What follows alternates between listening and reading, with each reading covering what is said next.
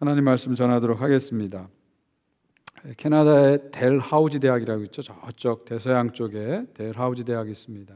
그 대학의 최근 연구 결과에 따르면 코로나를 겪으면서 43%의 캐네디언들이 코로나로 인해서 우울감을 겪었다, 그렇게 얘기했어요. 정도 차이는 있겠지만 거의 절반 가까운 캐네디언들이 코로나 블루를 겪었다, 그런 얘기죠. 또 이런 증상은 처음보다 점점 시간이 갈수록 증가하고 있다, 이런 연구 결과가 나왔습니다. 우리 지난 한 해 우리는 아주 힘든 시간을 보냈습니다. 이제 코로나에 좀 벗어나는구나 생각했는데 다시 우리가 한복판 속으로 들어온 그런 경험을 하게 됩니다. 참 코로나로 인한 피로감이 이제는 좀 한계가 오지 않았나, 그럴 정도로 우리 모두가 지치고 힘든 그런 상황에 있습니다. 저는 오늘 한 해 마지막 주일 설교를 하면서 어떻게 하면 우리 교인들을 좀 위로해 드릴까, 그런 마음이 들었어요. 오늘 설교 시간에는 이렇게 사십시오, 이거 하십시오, 이런 얘기 좀 가능하면 안 하고 어떻게든 좀 하나님 말씀으로 위로를 해드려야 되겠다, 그런 마음이 제 안에 들었습니다. 그런 생각을 하다가 우연히 유튜브에서 제가 한 노래를 듣게 됐는데 그 노래 가사가 상당히 이렇게 공감이 되더라고요. 옥상 달빛이라는 그 그룹의 노래인데요, 제목이 수고했어 오늘도, 이런 제목입니다.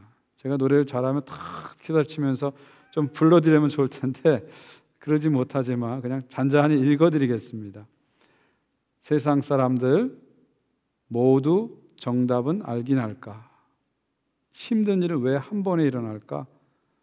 나에게 실망한 하루, 눈물이 보이기 싫어. 의미 없이 밤하늘만 바라봐.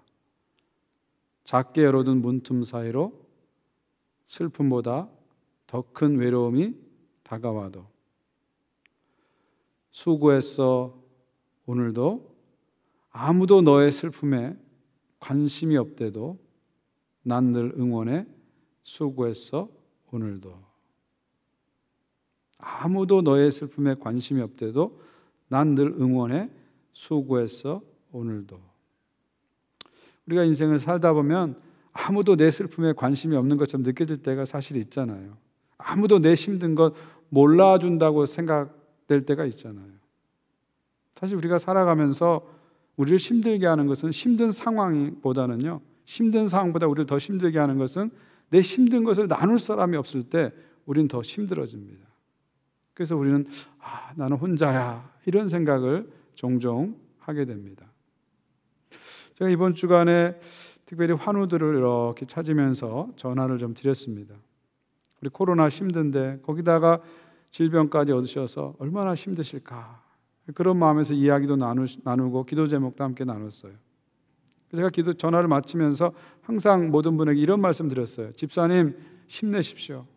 제가 매일 새벽마다 집사님 이름 부르면서 기도하고 있습니다. 힘내십시오. 그렇게 말씀드렸어요. 제가 이런 말씀 드린 것은 제가 기도하고 있는 것을 알아달라, 그런 뜻은 아니고요. 제가 그런 말씀 드린 이유는 뭐냐면 집사님 혼자가 아닙니다.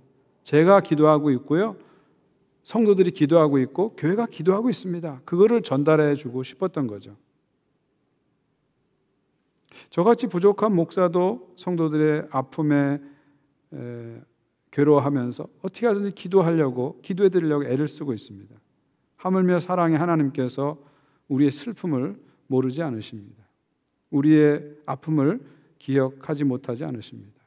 하나님 항상 기억하시고 우리와 함께 하십니다. 절대로 우리는 혼자가 아니에요. 절대로 혼자가 아니에요. 하나님이 우리와 함께 하시고 하나님의 사람들이, 많은 하나님의 사람들이 여러분을 기억하고 기도하고 있습니다. 2021년 여러분 수고 많으셨습니다. 수고 많으셨어요. 저는 여러분 한 분 한 분이 어떤 시간을 보냈는지, 작년 한 해 동안 어떤 시간을 보냈는지 저는 잘 모릅니다. 그러나 여러분 한 분 한 분이 어떤 삶을 사셨든지 간에 저는 여러분을 응원합니다. 여러분의 삶을 응원합니다. 수고하셨습니다. 올 한 해도 수고 많으셨습니다. 또 우리 찬양팀 올 한 해도 수고 많으셨습니다. 매주 이렇게 나와 찬양하는 거 쉽지 않은데 또 반주로, 노래로 수고 많으셨습니다. 우리 방송팀도 한 해 동안 너무너무 수고 많았어요. 이 어려운 상황 속에서 늘 방송을 송출하는 게 쉽지 않았는데 수고 많으셨습니다. 우리 장로님들도 너무너무 수고 많았어요. 이 어려운 시간에 교회를 지켜가느냐고 너무너무 수고 많으셨어요. 우리 교역자들도 어려운 상황, 이 변화된 상황에 적응하면서 열심히 뛰셨습니다. 너무너무 수고 많았습니다. 우리 교사들도 수고 많았고요. 교회 모든 분들 수고 많으셨습니다. 우리 가정에서도 옆에 분들에게 수고했습니다. 올 한 해도 수고했습니다. 그렇게 한번 인사했으면 좋겠어요. 여러분들도 서로 한번 인사해 주십시오. 올 한 해도 수고 많으셨습니다. 올 한 해도 수고 많으셨습니다. 남편한테도 올 한 해도 수고 많았어. 아내에게도 당신 수고했어. 한번 격려해 주는 그런 시간을 가졌으면 좋겠습니다. 그런데 여러분, 이 진정한 위로는 어디서 올까요? 진정한 위로는 위로부터 옵니다. 땅에서 오는 게 아니라 위로부터 옵니다. 위로는 위로부터 오죠. 위로부터 하나님으로부터 오는 것입니다. 나를 붙잡아주는 진정한 위로는 결국 하나님이 주십니다. 왜냐하면 우리 하나님은 위로의 하나님이시기 때문이죠. 고린도후서 1장에 이런 말씀이 있습니다. 찬송하리로다. 그는 우리 주 예수 그리스도의 하나님이시며 자비의 아버지시요 모든 위로의 하나님이시라. 우리의 모든 환난 중에서 우리를 위로하사 우리로 하여금 하나님께 받은 위로로서 모든 환난 중에 있는 자들을 능히 위로하게 하시는 이시로다. 오늘 짧은 말씀에 위로란 말이 무려 4번이 나오죠. 예수 그리스도를 통해서 우리에게 보여주신 하나님은 위로의 하나님이시다. 위로의 하나님이시다. 우리가 힘들고 어려울 때 우리를 내팽개 치시는 하나님이 아니시고 환난 가운데 있는 우리들을 위로하시는 하나님이시다. 그리고 우리를 위로하사 우리가 받은 그 위로를 가지고 다른 사람을 위로하게 하시는 위로의 하나님이시다. 성경 그렇게 말합니다. 저는 위로의 하나님께서 이 올해 마지막 주일에 여러분 한 분 한 분을 위로해 주셨으면 좋겠어요. 위로해 주셨으면 좋겠어요. 특별히 하나님 말씀을 가지고 여러분들을 위로해 주셨으면 좋겠어요. 저는 오늘 선포되는 이사야 말씀이 여러분 한 분 한 분에게 위로가 되는 주의 말씀이 되기를 간절히 바랍니다. 자, 위로의 하나님 어떤 하나님일까요?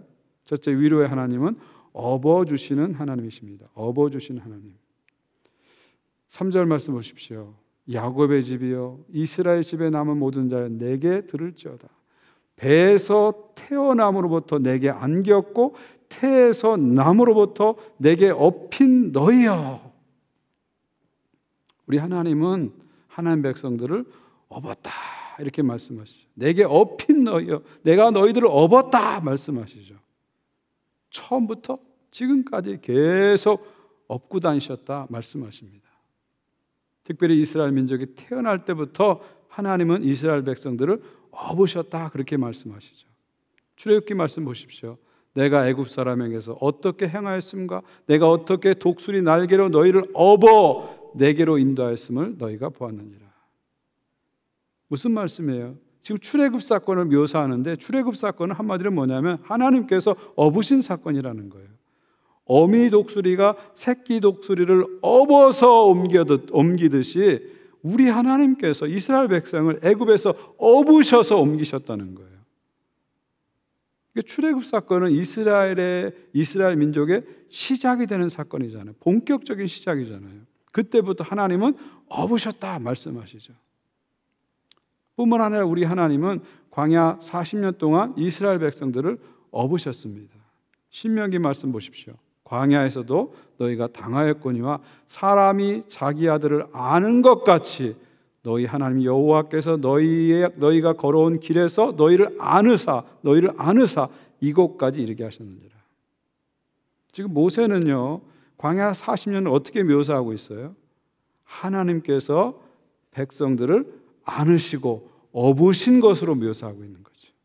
그들이 스스로 걸어서 광야 40년을 다닌 것 같지만 그렇지 않다는 거예요. 그 어렵고 힘든 상황에서 하나님께서 직접 그 백성들을 안으사 업으사 광야를 통과하게 하셨다 말씀하고 계시죠.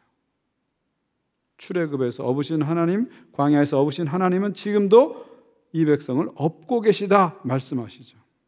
지금 하나님 백성들은 어디 있습니까? 바벨론 포로 가운데 있어요. 근데 하나님 말씀하십니다. 바벨론 포로 가운데서도 내가 너희를 업고 있다. 내게 업힌 너희여, 너희들을 업고 있다 말씀하시죠. 하나님은 항상 우리를 업고 다니시는 분이에요. 우리가 힘들고 어려울 때 그냥 내팽개치시는 분이 아니라 우리를 항상 업고 다니시는 분입니다. 그러므로 우리는 항상 하나님의 업고 다니심을, 하나님의 업으심을 항상 우리가 기억해야 됩니다. 특별히 어렵고 힘들 때마다 하나님의 업고 다니심을 우리는 항상 기억해야 되는 것이죠. 4절 말씀 보십시오. 너희가 노년에 이르기까지 내가 그리하겠고 백발이 되기까지 내가 너희를 품을 것이라. 내가 지었은즉 내가 업을 것이요 내가 품고 구하여 내리라. 언제까지 업고 다니신다고요? 노년에 이르기까지. 너희가 백발이 되기까지 업고 다니신다는 거예요. 끝까지 우리를 업고 다니신다는 거죠. 보통 사람은요, 우리가 어렸을 때는 부모님이 우리를 업고 다니잖아요. 근데 부모님 나이가 드시면 어떻게 합니까? 자식들이 부모를 업고 다녀야 돼요. 근데 하나님은 다르십니다.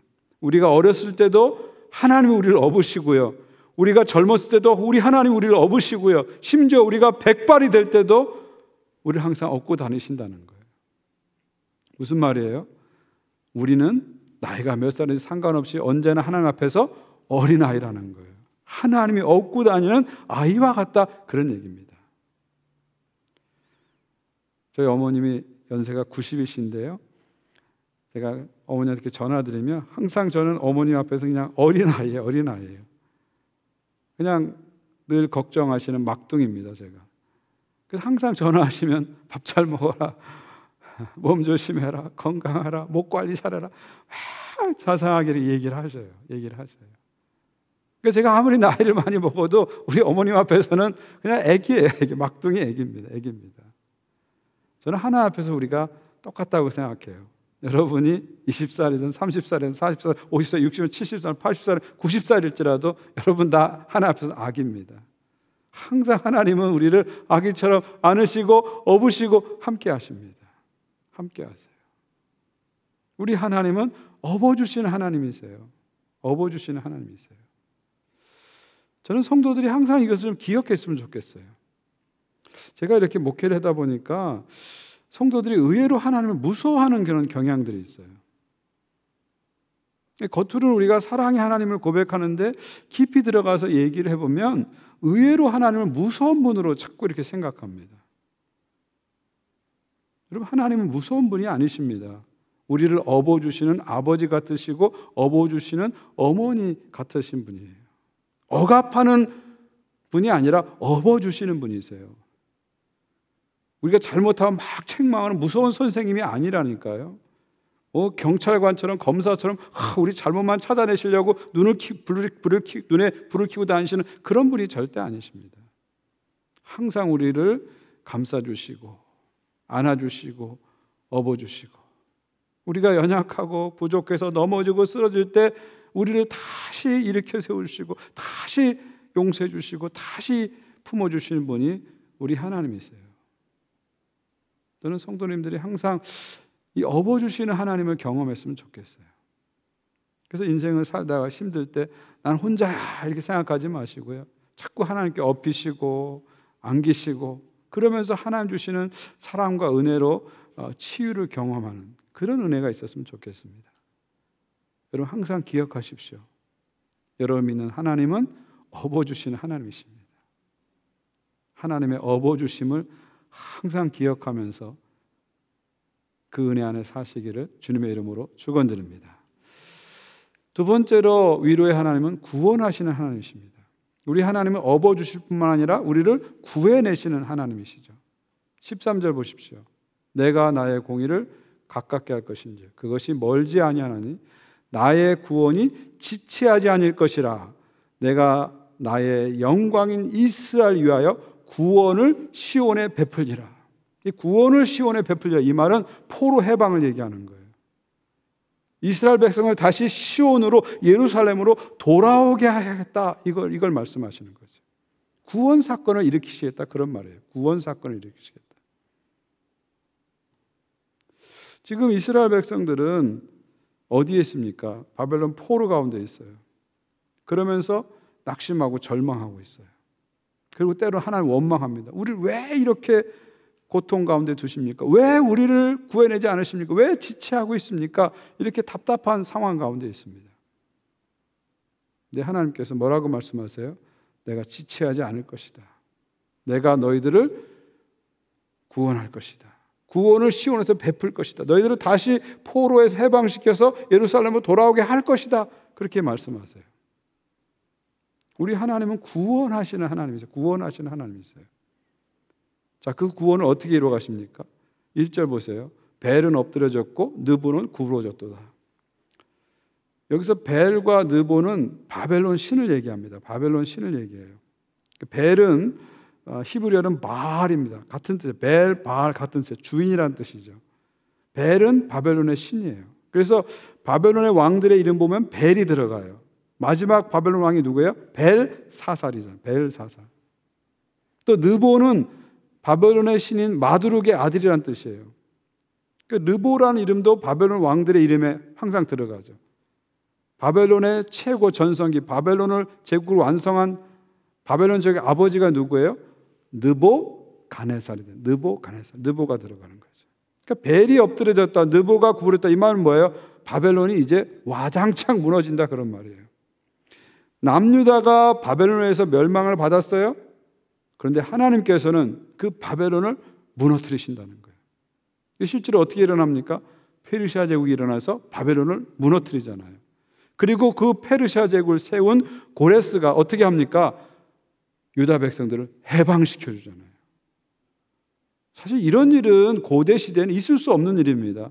정복자가 피정복민을 자발적으로 풀어준다.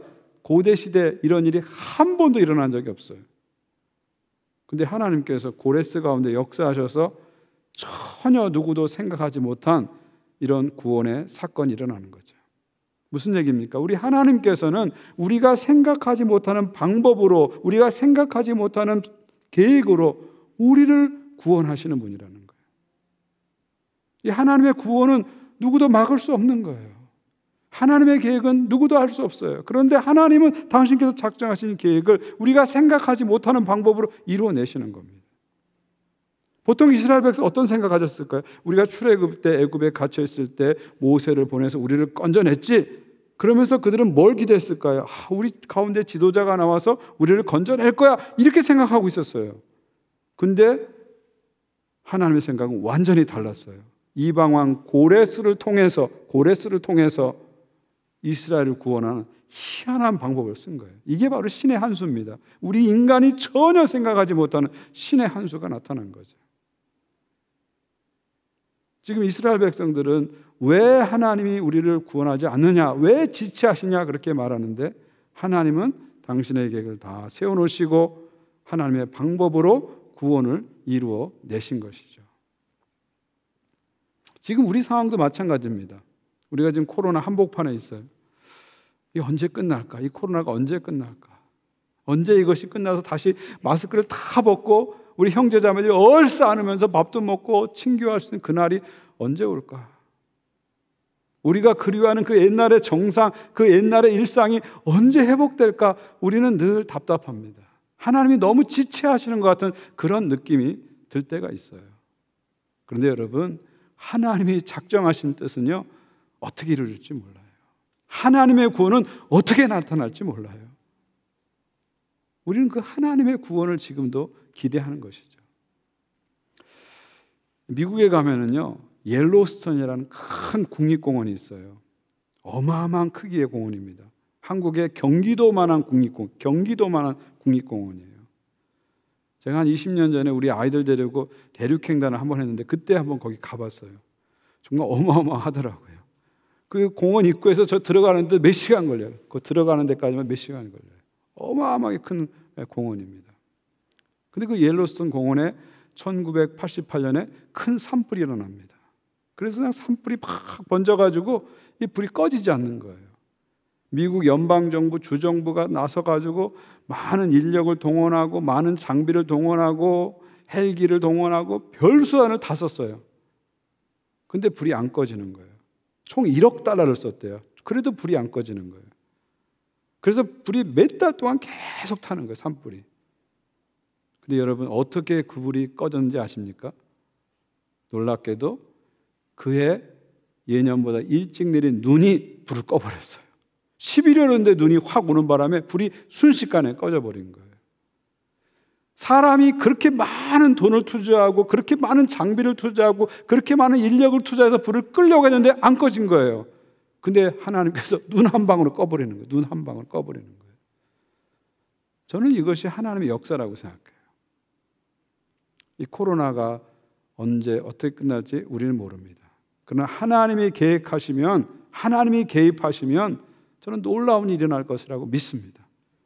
이 전염병으로부터 하나님의 방법으로 우리를 구원하실 것입니다. 우리가 아무리 어렵고 힘든 상황이 있어도 내가 생각할 때 답이 안 나와요. 다른 사람의 조언을 들어도 답이 안 나와요. 근데 하나님은 그 가운데서도 우리를 구원할 방법을 찾아내시는 거예요. 고레스를 통해서 구원하신 하나님께서는 어떤 방법을 통해서도 우리를 반드시 구원해 내십니다. 위로의 하나님은 구원의 하나님이시다. 늘 기억하시는 여러분 되시기를 축원드립니다. 마지막 세 번째로 위로의 하나님은 반드시 뜻을 이루시는 하나님이십니다. 10절을 보십시오. 내가 시초부터 종말을 알리며 아직 이루지 아니한 일을 옛적부터 보이고 이르기를 나의 뜻이 설 것이니 내가 나의 모든 기뻐하는 것을 이루리라. 내가 나의 모든 기뻐하는 것을 이루리라. 누가요? 하나님이 이루신다는 거죠. 여러분, 우리 하나님께서는 작정하시면 그대로 이루십니다. 그러니까 하나님의 작정과 실행은 간격이 없어요. 우린 뭘 작정하면 계획을 많이 세우잖아요. 뭐 계획을 세우고 예산을 세우고 뭐 여러 가지 리스트를 만들고 인터넷 찾아보고 한참 시간이 걸리잖아요. 근데 하나님은 안 그래요. 하나님의 작정은 곧 실천입니다. 실행인 거예요. 천지창조 작정하시면 천지창조 나타나는 거예요. 출애굽 작정하시면 출애굽 나타나는 거예요. 우리 하나님은 그런 분이시라는 거예요. 그리고 이 하나님의 계획하시면 그 누구도 막을 수 없고 그 무엇도 막을 수 없는 것입니다. 어떻게 하나님께서 바벨론 포로 가운데 있는 이 백성을 구원하실까? 인간의 방법으로 나오지 않았어요. 근데 하나님께서는 희한한 방법으로 당신의 뜻을 이루셨죠. 그 다음 11절 보십시오. 내가 동쪽에서 사나운 날짐승을 부르며 먼 나라에서 나의 뜻을 이룰 사람을 부를 것이라. 내가 말하였은즉 반드시 이룰 것이요 계획하였은즉 반드시 시행하리라. 여기서 사나운 날짐승은 독수리를 얘기합니다.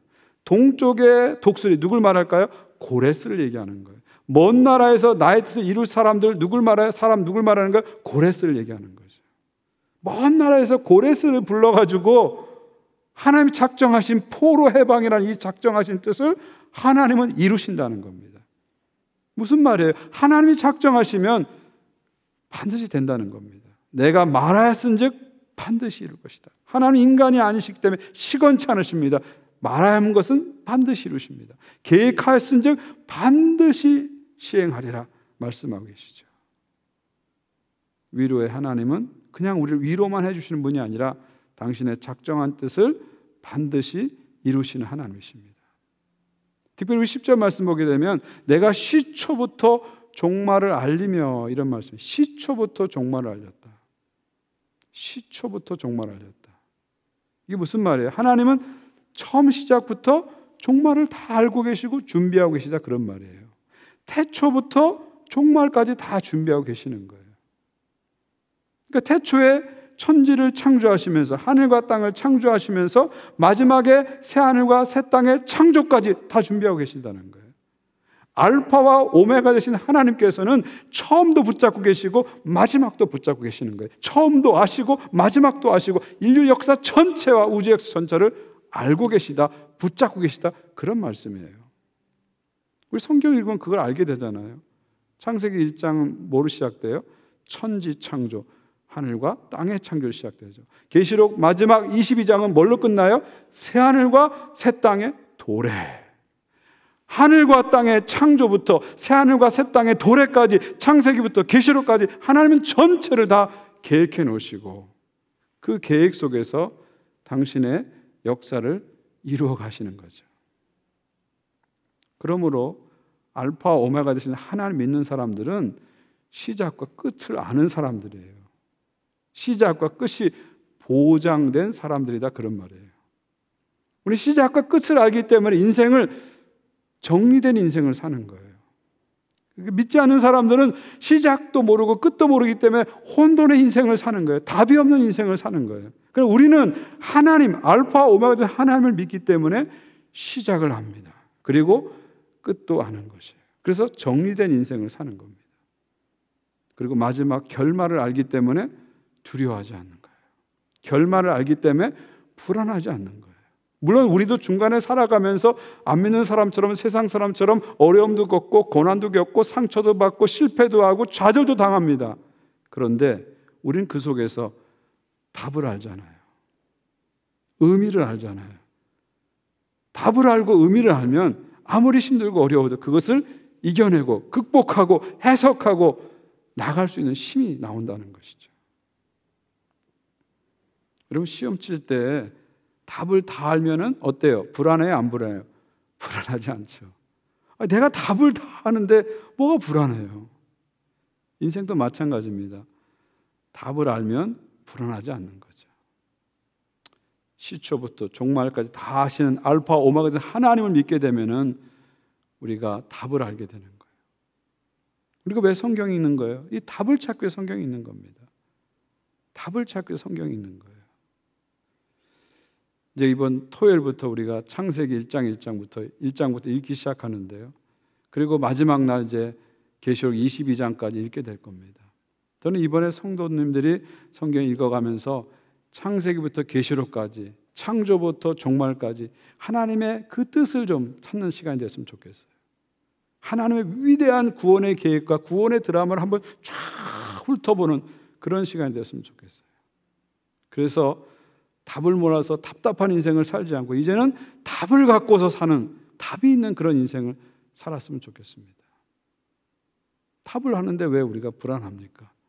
중간에 어떤 일이 일어나도 결국 우리는 하나님 나라를 향해서 갈 수밖에 없는데, 중간에 무슨 일을 겪더라도 우리는 결국은 승리로 갈 수밖에 없는데, 희망으로 갈 수밖에 없는데, 우리 이걸 분명히 알잖아요. 예수께서 십자가에 죽으시고 부활 승리하심으로 결국 우리의 인생은 중간에 무슨 일이 일어날지라도 결국은 승리고 희망인 것을 우리는 반드시 믿거든요. 이런 확신을 갖고 우리는 살아가는 것입니다. 사랑하는 성도 여러분, 우리 하나님은 뜻하신 바를 반드시 이루시는 하나님이에요. 여러분의 개인의 인생에도 마찬가지입니다. 하나님께서 여러분에게 뜻하신 거, 여러분 자녀에게 뜻하신 거, 여러분의 가정에 뜻하신 거 반드시 이루십니다. 올 한 해 이렇게 돌아보면 여러 가지 어려운 일들을 많이 여러분도 겪으셨을 거예요. 가슴 아픈 일도 많이 겪으셨을 거예요. 힘든 일도 많이 겪으셨어요. 그러면서 이건 왜 이런 일이 뜻밖의 나한테 일어났을까 이렇게 생각하셨을 거예요. 근데 여러분, 절대로 뜻밖의 일이 아닙니다. 뜻 안의 일입니다. 하나님 뜻 밖에서 일어난 이상한 일이 아닙니다. 하나님 뜻 밖에서 일어난 재수 없는 일이 그냥 아닙니다.